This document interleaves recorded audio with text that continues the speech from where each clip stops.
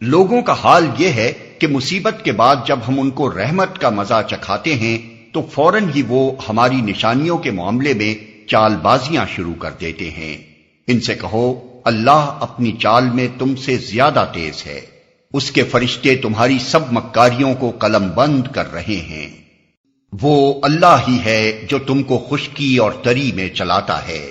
چنانچہ جب تم کشتیوں میں سوار ہو کر باد موافق پر فرحاں و شاداں سفر کر رہے ہوتے ہو اور پھر یکا یک باد مخالف کا زور ہوتا ہے اور ہر طرف سے موجوں کے تھپیڑے لگتے ہیں اور مسافر سمجھ لیتے ہیں کہ طوفان میں گھر گئے، اس وقت سب اپنے دین کو اللہ ہی کے لیے خالص کر کے اس سے دعائیں مانگتے ہیں کہ اگر تو نے ہم کو اس بلا سے نجات دے دی تو ہم شکر گزار بندے بنیں گے۔